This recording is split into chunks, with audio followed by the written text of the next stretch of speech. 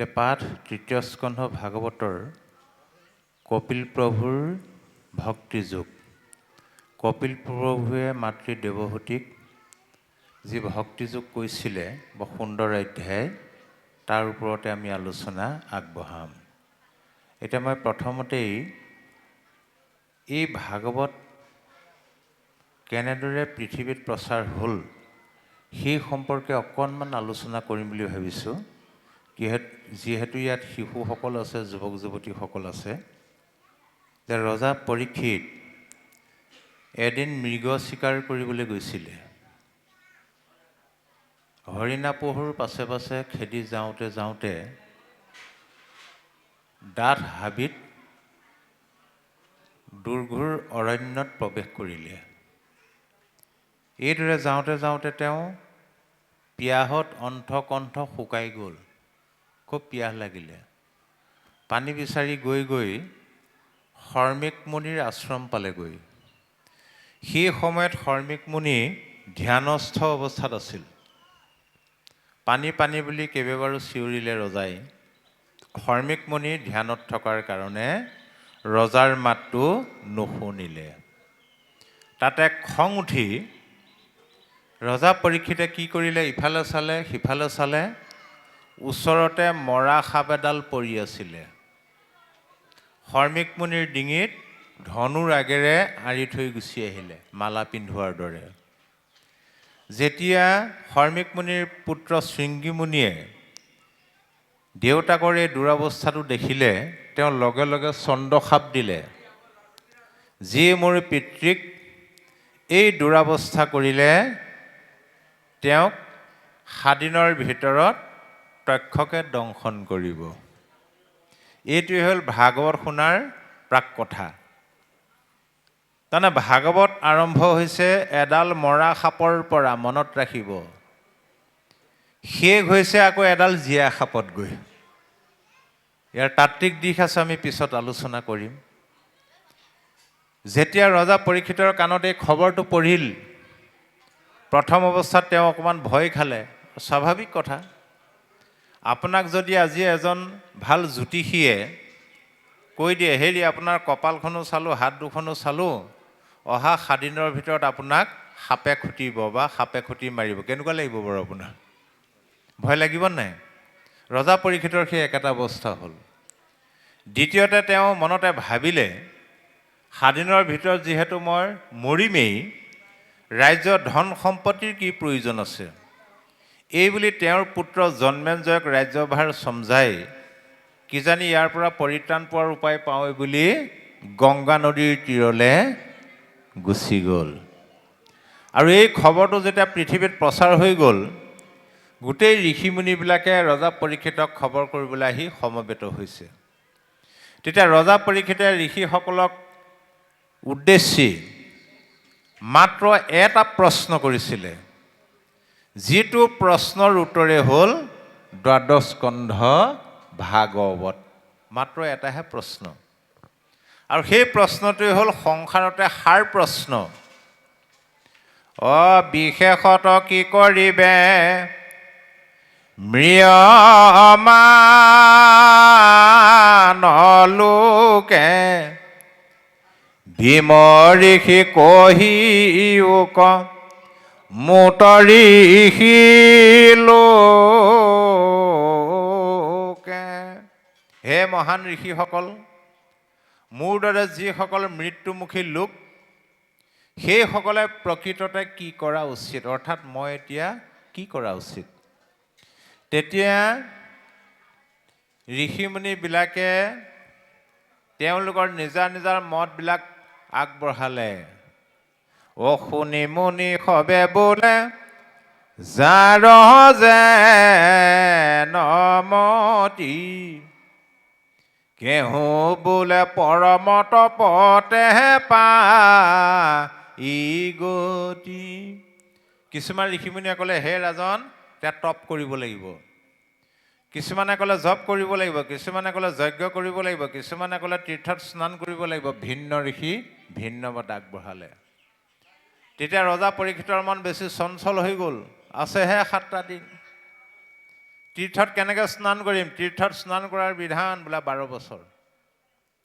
যজ্ঞ কেনেকৈ কৰিম? যজ্ঞৰ স্থান পবিত্ৰ কৰিবৰ কাৰণে 12 বছৰ হাল বাব লাগিব, ইত্যাদি ইত্যাদি। উগুল থুগুল মন এটা লৈ বহি আছে। তেনেকুৱাতে কি হ'ল, এই ভাগৱত প্ৰথম স্বয়ং নাৰায়ণে ব্ৰহ্মাক কৈছিলে পদ্মকল্পত। ব্ৰহ্মাদেৱে নাৰদক দিলে, নাৰদে আনি ব্যাসদেৱক দিলেহি, পৃথিৱীলৈ লৈ আহিলে নাৰদে। ব্যাসদেৱে নাৰদৰ উপদেশ মতে ভাগৱত ৰচনা কৰি শুকদেৱক ভাগৱত পঢ়ুৱাই দায়িত্ব দিলে পৃথিৱীত প্ৰচাৰ কৰিবৰ কাৰণে। শুকদেৱে ভাগৱত পাই মনে মনে ভাবি আছিল, মই এতিয়া গোটেই পৃথিৱীত কেনেদৰে ভাগৱত প্ৰচাৰ কৰিম অকলে অকলে। তেনেকুৱাতে দেখিলে ভাল সুবিধা এটা ওলাইছে। ৰজা পৰীক্ষিত শাপাগ্ৰস্ত হৈছে, গোটেই পৃথিৱীৰ ঋষিমুনিবিলাক তাত সমবেত হৈছে। আমি শুনামতে 60,000 ঋষিমুনি সমবেত হৈছে বুলি কয়। যেই শুকদেৱ আহি উপস্থিত হ'ল, ৰজা পৰীক্ষিতে শুকদেৱকে বিশিষ্ট আসনখন আগবঢ়াই সেৱা সৎকাৰ কৰি গুৰু মানি তেওঁকেই এই প্ৰশ্নটো কৰিছিলে।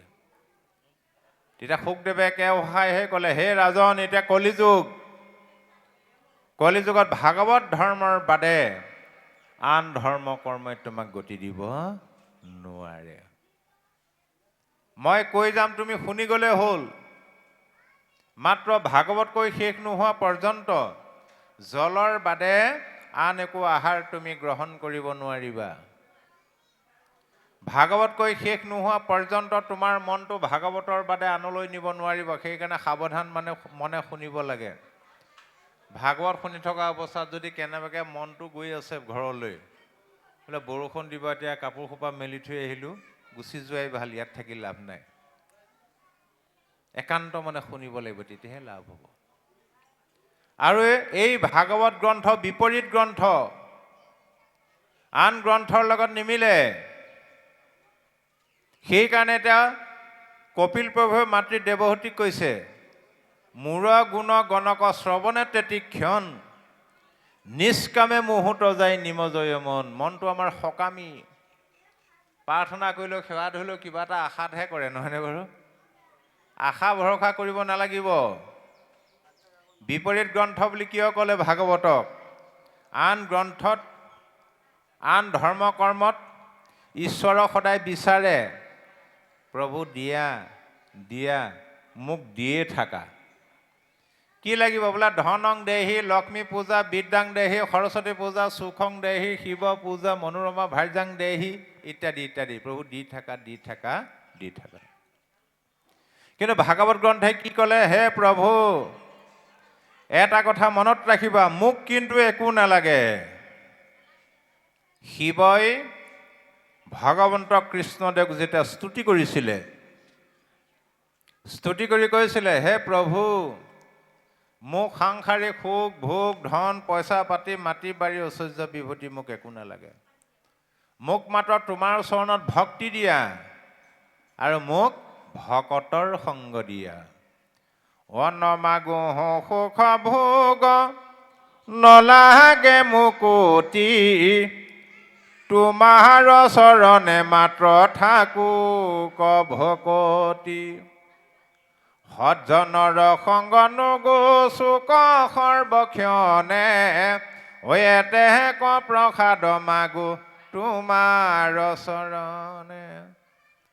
প্ৰথম স্কন্ধ ভাগৱতত ওলাই গৈছে, ভগৱন্ত কৃষ্ণদেৱে যেতিয়া কুন্তীক বৰ দিবলৈ ইচ্ছা কৰিছিলে, কুন্তীয়ে কৈছিলে, বোপা কৃষ্ণ, এই বৃদ্ধ বয়সতনো মোৰ কিহৰ বৰৰ প্ৰয়োজন? একো নালাগে।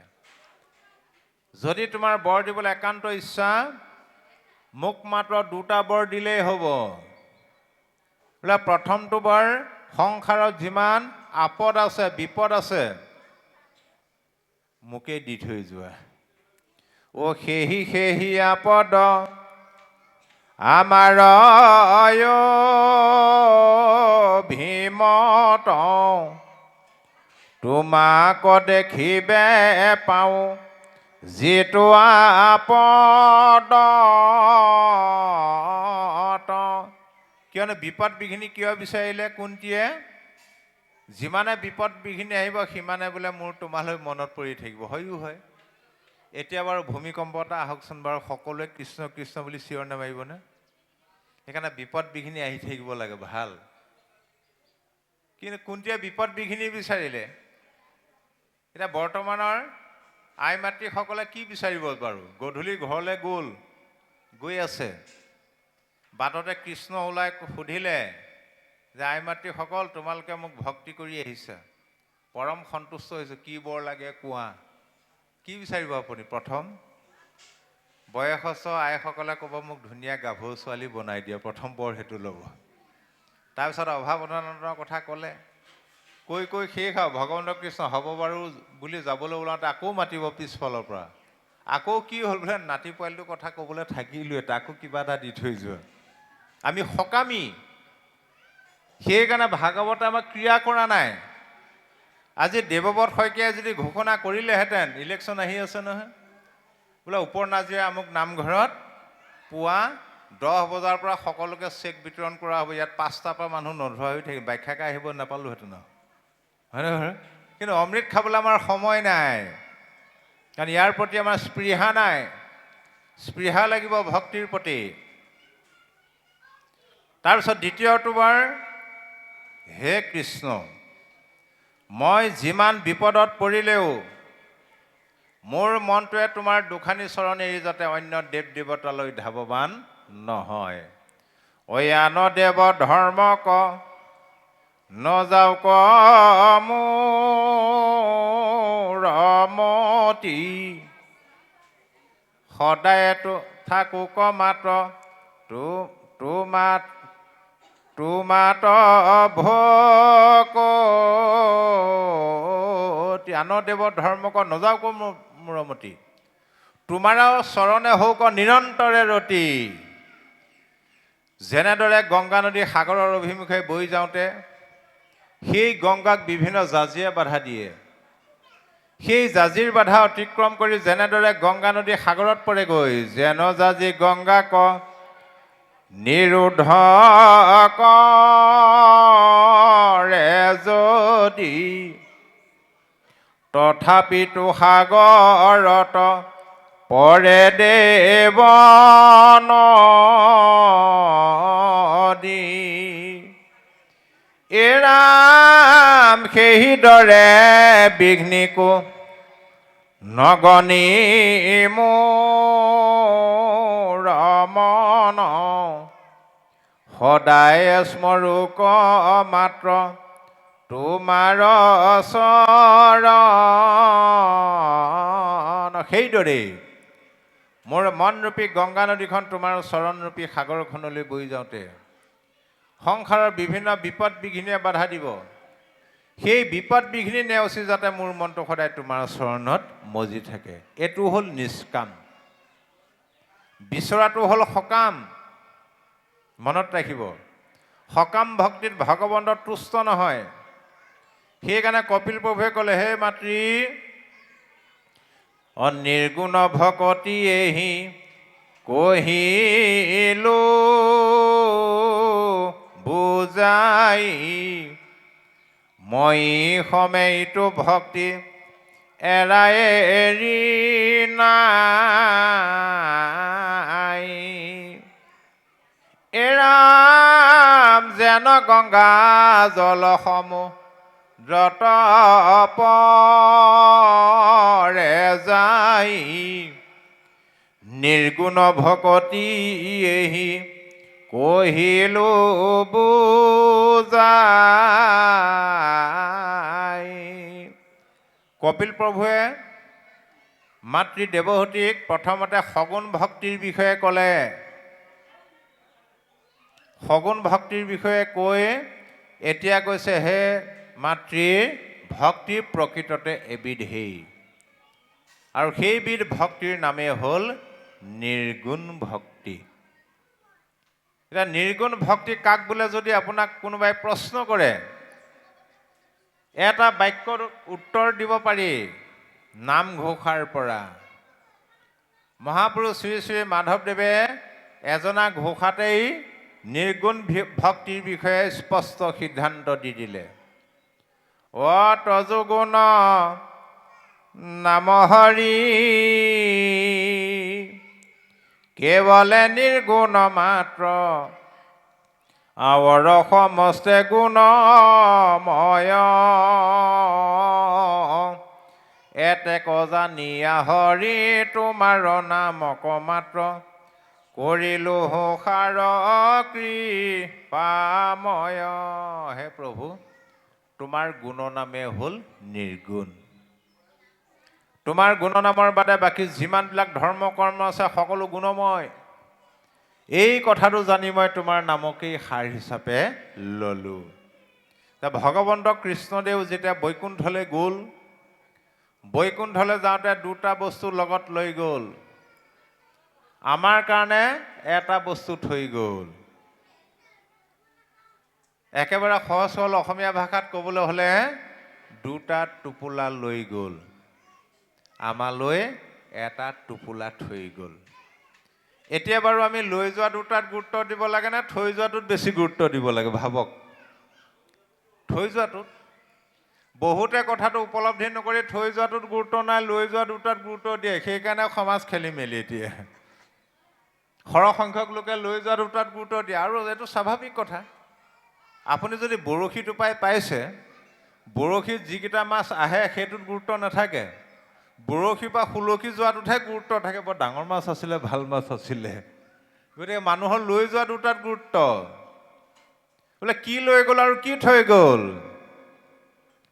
পৃথিৱী এৰিলা কৃষ্ণে ধৰ্ম জ্ঞান লৈ গৈলা বৈকুণ্ঠ কৱৈত গুণ নাম থৈ। তাৰমানে সগুণ ভক্তিৰ টোপোলা দুটা লৈ গ'ল, জ্ঞান মাৰ্গ আৰু কৰ্ম মাৰ্গ। নিৰ্গুণ ভক্তি থৈ গ'ল কি? তেওঁৰ গুণনাম। আৰু তেওঁৰ গুণনামত ভগৱন্তই তেওঁৰ সৰ্বশক্তি প্ৰয়োগ কৰি থৈ গৈছে। ইমান মহিমা দাপৰ যুগত স্বয়ং ভগৱন্ত কৃষ্ণদেৱ স্বচক্ষুৰে দৰ্শন কৰি যিটো ফল পাইছিলে, তেওঁৰ নাম লৈ কলি ভকতে বোলে তাতকৈ বেছি ফল পায় দুটা চকুৰে নেদেখিলেও। পাৱে যেন ফল পূৰ্বে কৃষ্ণ দৰ্শনে ততোধিক পাৱে আবে নামৰ কীৰ্তনে। তেওঁৰ নাম লৈ বেছি ফল পাওঁ। তাৰমানে ইয়াৰ বিজ্ঞানটো হ'ল বাস্তৱবাদটো এইটোৱে। ভাগৱত হ'ল বিজ্ঞানসন্মত বাস্তৱবাদ। কিবা এটা বস্তু পাই যোৱাতকৈ পাবলৈ যিটো হেঁপাহ, আনন্দ থাকে, প্ৰেম থাকে। হয়নে বাৰু? আইসকলে যদি বন্ধনৰ পৰা পইচা লৈছে তেতিয়া গম পাইছে। বন্ধন গোটৰ পৰা পইচা ল'বলৈ হ'লে সপ্তাহে সপ্তাহে মিটিঙলৈ গৈ থাকিব লাগে, নহয়নে বাৰু? আপুনি 50,000 টকা আবেদন কৰিলে, সম্পাদিকাই কৰিলে, হেৰি অহা সপ্তাহত আহিব দেই, আপুনি 50,000 টকা লৈ যাব, পাব। ফাইনেল হৈ গ'ল আৰু, সিদ্ধান্ত হৈ গ'ল। এসপ্তাহ মনটো ভাল লাগি নাথাকেনে বাৰু? পাম আৰু কিমান ফূৰ্তিতে মানে ভাত পানীও খাবলৈ মন নাযায়, টোপনিও নাযায়। যে পইচাৰ টোপোলাটো আনি ঘৰ সোমোৱালেহি, লগে লগে বিপৰীতটো আৰম্ভ হ'লনে বাৰু? গতিকে পাই যোৱাতকৈ পাবলৈ থকাটোত আনন্দ থাকে, প্ৰেম থাকে। পাই যোৱাৰ পিছত কিন্তু সেই আনন্দ বা প্ৰেমটো নাথাকি বিপৰীতটোহে আহে। আৰু ইয়াৰ পৰা ফল পাবলৈ হ'লে কি কৰিব লাগিব? সেইকাৰণে কপিল প্ৰভুৱে মাতৃদেৱহতীক কৈছে, বদতি কপিল হৰি সুনাম হাসতি একবিধ মাত্ৰ পুনু নিৰ্গুণ ভকতি। ভক্তি এবিধেই, নিৰ্গুণ ভক্তি। সেইকাৰণে নিৰ্গুণ ভক্তি গ্ৰহণ কৰিবলৈ হ'লে নাম লোৱা আৰু নাম গোৱা পাৰ্থক্য আছে আকৌ। নামটো লৈ পেলাই গাব লাগিব, তেতিয়া নামে ক্ৰিয়া কৰিব। লোৱা মানে গ্ৰহণ কৰা, এটা নাম বস্তু গ্ৰহণ কৰিবলৈ হ'লে পিছৰ শাৰীত কৈছে, এ ৰাম জ্ঞান কৰ্মে তীৰ্থে ব্ৰতে নকৰি মন সুদৃঢ় বিশ্বাসে সখী লৈও সুদৃঢ় বিশ্বাসে লৈও মুহূৰ্ত শৰণ জ্ঞান কৰ্ম তীৰ্থ ব্ৰত এইবিলাকত মন নকৰিবা, গুৰুত্ব নিদিবা, এইবিলাক এৰি দিয়া। সুদৃঢ় বিশ্বাসে তুমি মোৰ চৰণত শৰণ লোৱা। কিয় ক'লে? জ্ঞান কৰ্ম তীৰ্থৰ ব্ৰত এইবিলাক হ'ল কৰ্ম মাৰ্গৰ অন্তৰ্গত, ভগৱন্তলৈ গুচি গ'ল, সেইকাৰণে কলিযুগত একো ফল নাপায়। প্ৰমাণ দিলে সৌনক আদি ঋষিসকলে।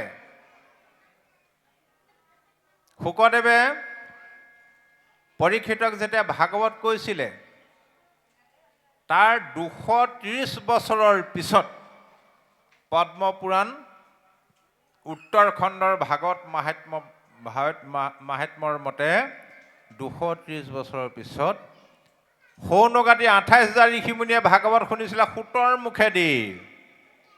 সেইকাৰণে প্ৰথম স্কন্ধ ভাগৱতৰ প্ৰথমতে উল্লেখ কৰিলে 28 সহস্ৰ ঋষি বেদত প্ৰধান বিষ্ণুৰ নৈমিষ ক্ষেত্ৰ মহাপুণ্যস্থান এৰা মান্য কৰি সূতক পাতিলা সত্ৰ তথা সৌনক প্ৰমুখ্যে শুনে ভাগৱত কথা।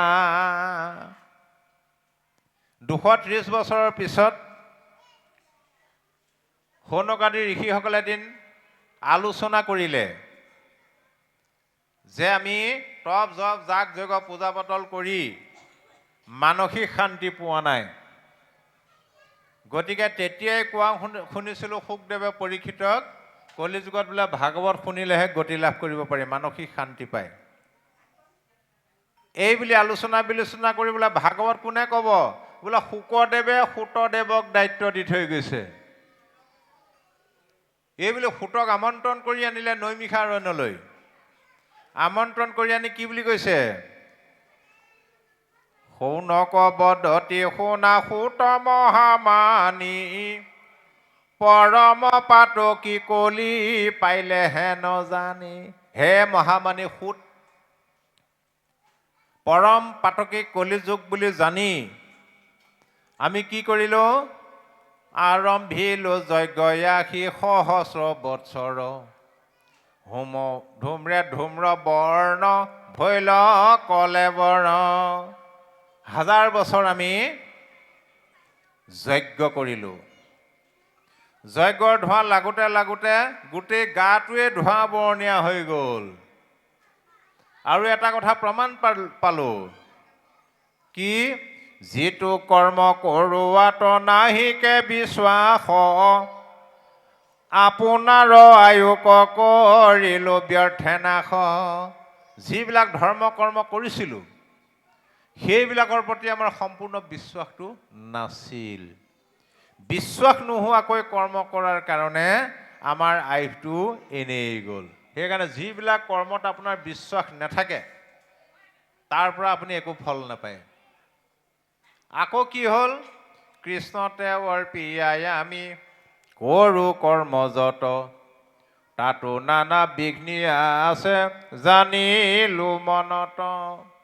যদিও ভগৱন্ত কৃষ্ণৰ চৰণতে অৰ্পণ কৰি সেই কৰ্মবিলাক কৰিছিলোঁ, তাত বহুত বিঘিনি আছে প্ৰমাণ পাই গ'লোঁ। জাগ যোগ যজ্ঞ কৰি দুখ পাইলো মাত্ৰ আবে কহিও ক মহা ভাগৱত শাস্ত্ৰ।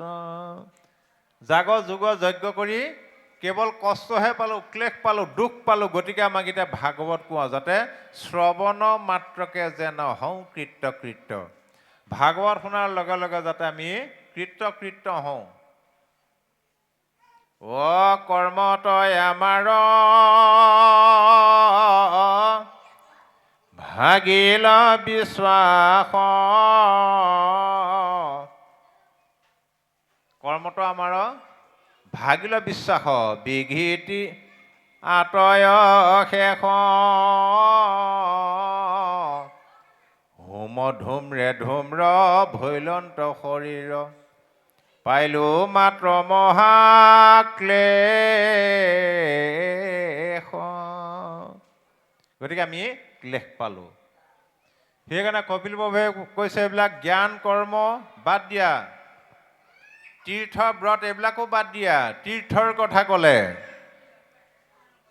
একাদশ স্কন্ধ ভাগৱতত ভগৱন্ত কৃষ্ণদেৱে বৈকুণ্ঠ প্ৰায়ণৰ আগে আগে উদ্ধৱক কৈ থৈ গৈছে, হেৰা উদ্ধৱ, দেৱতো তীৰ্থটো কৰি ভকতে সেবৰ, ভকতক ভজিলে ঘোষয় কৰ্মজৰ। দেৱতাতকৈও তীৰ্থতকৈও বোলে কলিযুগত ভকত শ্ৰেষ্ঠ। ভকতক ভজিলে কৰ্মজৰতা নাশ হয়। তীৰ্থবিলাকৰ ভিতৰত শ্ৰেষ্ঠ তীৰ্থ কি? বোলে গংগা। সেই গংগাতকৈও বোলে ভকত শ্ৰেষ্ঠ। কোনে কৈ থৈ গৈছে? ভগীৰথে। ভগীৰথৰ পূৰ্বপুৰুষসকল শাপাগ্ৰস্ত হৈ শিল হৈ আছিলে। তাৰ পৰা পৰিত্ৰাণ পোৱাৰ উপায়, যদি কোনোবাই গংগাক মৰ্ত্যলৈ নামানি তেওঁলোকক স্পৰ্শ কৰাব পাৰে, তেওঁলোক পাপৰ পৰা শাপৰ পৰা মুক্ত হ'ব। এই কথাটো গম পাই ভগীৰথে বহুকাল ধৰি গংগা দেৱীক স্তুতি প্ৰাৰ্থনা কৰি আছিলে। একালত গংগা দেৱী সদয় হৈ ক'লে যে বোপা ভগীৰথ, তোমাৰ স্তুতি প্ৰাৰ্থনাত মই সন্তুষ্ট হৈছোঁ, এতিয়া তোমাক কি বৰ লাগে কোৱা। ভগীৰথে ক'লে, হে মাতৃ, মোৰ প্ৰতি যদি তুমি সদয় হৈছা তেন্তে তুমি মৰ্ত্যলৈ নামি আহিব লাগে। মোৰ পূৰ্বপুৰুষসকলক স্পৰ্শ কৰি তেওঁলোকক পাপৰ পৰা বা শাপৰ পৰা উদ্ধাৰ কৰিব লাগে। তেতিয়া গংগা দেৱীয়ে ক'লে, ঠিক আছে, মই তোমাৰ কথা মতে মৰ্ত্যলৈ নামি যাম, তোমাৰ পূৰ্বপুৰুষসকলক স্পৰ্শ কৰিম, তেওঁলোক শুদ্ধ হ'ব, চাফা হ'ব। কিন্তু তেওঁলোকৰ পাপবিলাক আহি মোৰ গাত জমা হ'বহি। মই পিছত কেনেকৈ শুদ্ধ হ'ম? ইয়াৰ যদি তুমি উপায় এটা দিব পাৰা মোৰ কোনো কথা নাই। গংগা দেৱী বুলিলন্ত শুনা বাপু ভগীৰথ, হৰিবোষ বাৰু পাপচয়, মই কেনমতে শুদ্ধি হৈব নজানো বুদ্ধি, কৈও বাপু ইহাৰ নিৰ্ণয়। এতিয়া ভগীৰথে ক'লে, হে মাতৃ, তুমি অকণো ভয় নকৰিবা, ডৰ নকৰিবা। তোমাক যেতিয়া একান্ত ভকতে স্পৰ্শ কৰিব, ভকতৰ স্পৰ্শ পালে তুমি লগে লগে শুদ্ধ হৈ গুচি যাবা। শুনি ভগীৰথে পাছে বুলিলা গংগাৰ আগে, শুনামাৱ বচনয়া আমাৰ, নকৰিবা তুমি ডৰ তজু পাপ নিৰন্তৰ, সাধু সবে কৰিবে সংহাৰ।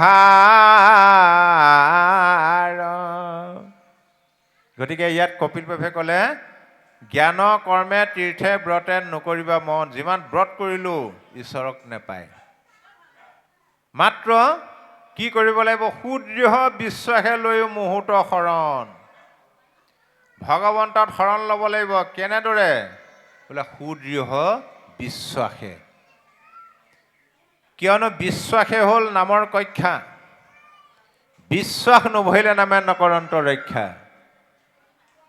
বিশ্বাসটো লাগিবই। আপুনি যিমান দামী ঔষধ নাখাওক কিয়, ঔষধটোৰ প্ৰতি যদি বিশ্বাস নাথাকে, যিমান দামী ঔষধ খালেও আপোনাৰ বেমাৰ ভাল নহয়।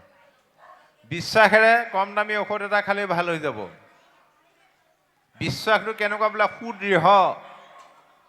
গীতাত কৈছে, হে সখী, সুদৃঢ় বিশ্বাসটো কাছৰ দৰে হ'ব লাগিব।